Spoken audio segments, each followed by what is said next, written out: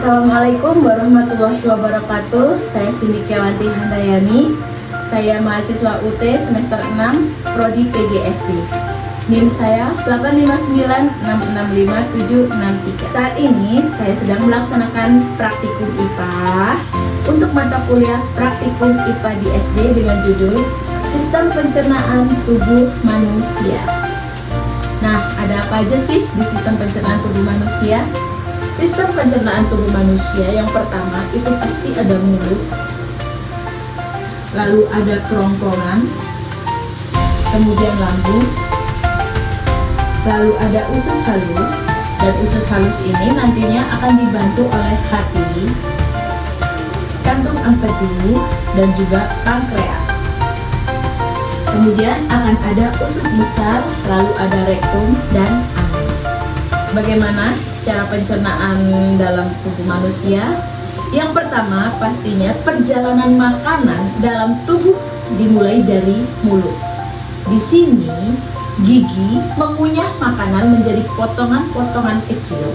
Lidah membantu mengatur posisinya dan air liur yang mengandung enzim amilase mulai memecah karbohidrat. Proses ini adalah pencernaan mekanik dan kimiawi awal. Lalu, setelah makanan ditelan, makanan akan melewati kerongkongan atau bisa kita sebut dengan esofagus.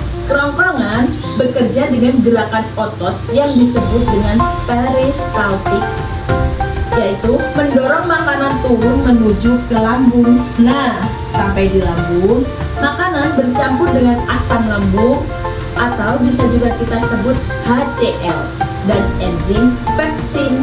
Cairan ini memecah protein dan mengubah makanan menjadi bubur halus yang disebut chymus. Lambung juga berfungsi mengaduk makanan agar tercampur dengan rata.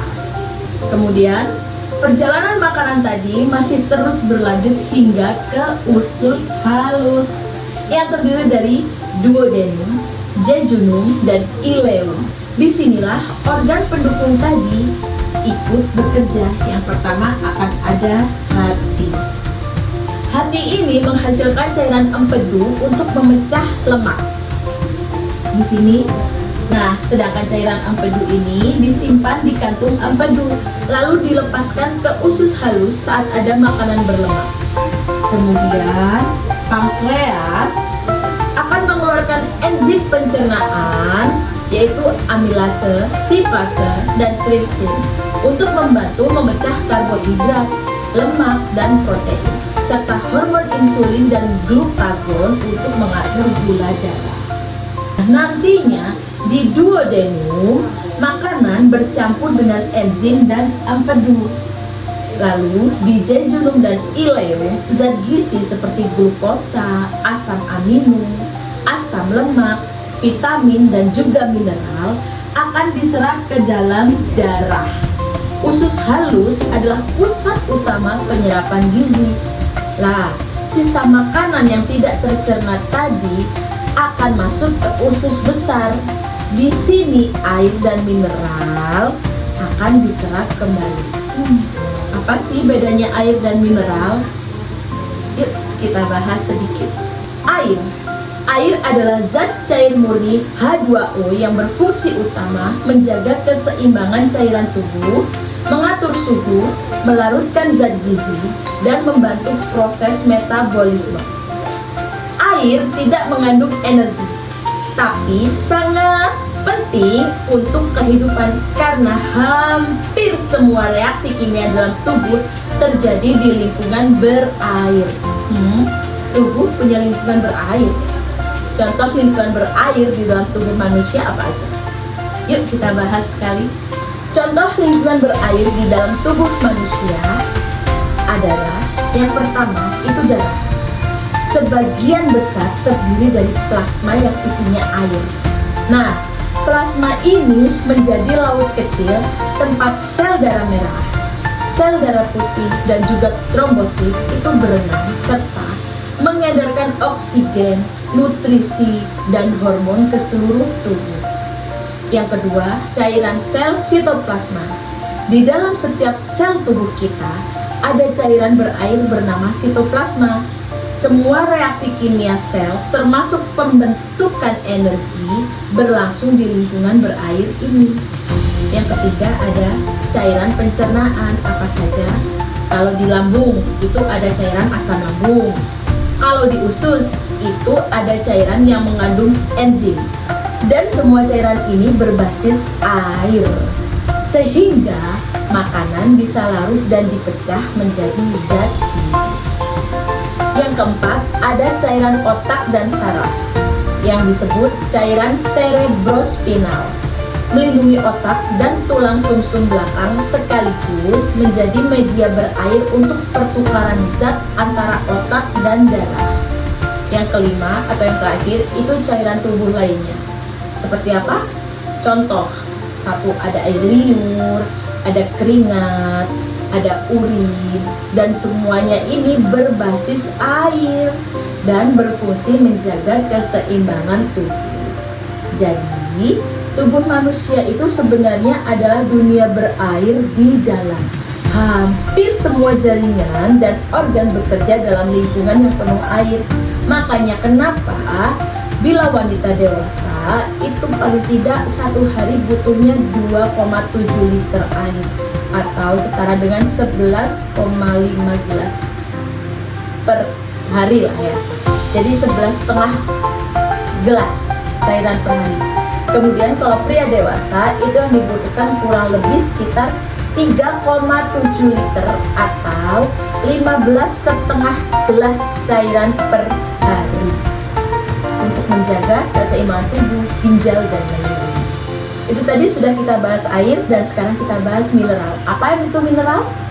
Mineral adalah zat anorganik, misalnya seperti kalsium, zat besi, magnesium, natrium, kalium, fosfor, dan juga seng yang jumlahnya kecil tapi perannya itu sangat besar.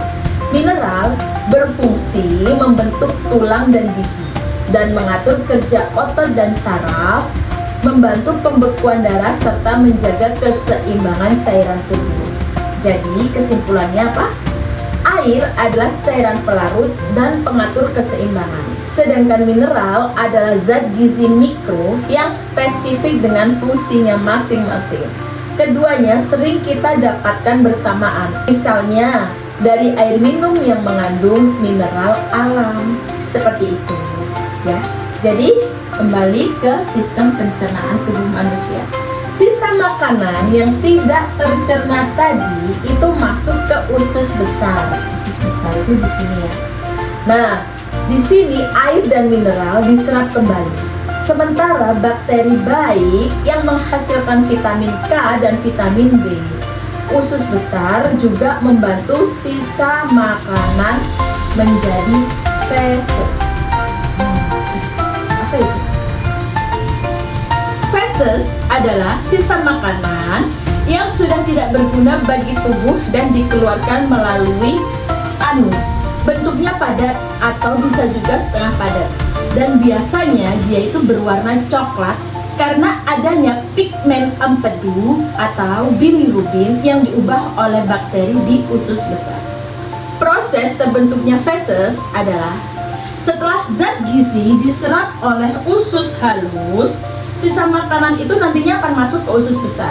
Nah, di usus besar air dan mineral itu diserap kembali sehingga sisa makanan nanti kan akan menjadi lebih padat.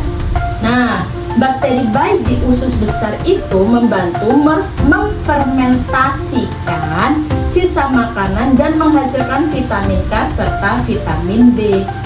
Kemudian, sisa yang sudah padat tadi itu yang disebut dengan feses, lalu disimpan sementara di rektum. Nah, di rektum ini kan dia disimpan sementara di rektum itu sebelum dikeluarkan lewat anus. Jadi feses apa? Feses itu adalah hasil akhir dari sistem pencernaan campuran sisa makanan, air, bakteri, dan zat buangan tubuh. Baik, kembali lagi ke sistem pencernaan tadi. Feses tadi kemudian disimpan sementara di rektum seperti yang sudah saya jelaskan tadi ya. Nah, sebelum akhirnya dikeluarkan melalui anus. Inilah tahap akhir dari perjalanan makanan dalam tubuh manusia. Dan rangkumannya adalah alur lengkap sistem pencernaan manusia dimulai dari mana? Mulut, kemudian kerongkongan, kerongkongan ke lambung, lambung itu nanti langsung ke usus halus. Usus halus ini sendiri tadi sudah seperti saya jelaskan dibantu oleh hati, kantung empedu, dan juga pankreas. Nah, setelah itu usus besar, rektum, kemudian anus. Dan organ pendukung tadi itu bekerja di tahap usus halus hingga menjadi bagian penting dari rangkaian pencernaan. Baik, sekian praktikum dari saya. Saya ucapkan terima kasih. Wassalamualaikum warahmatullahi wabarakatuh.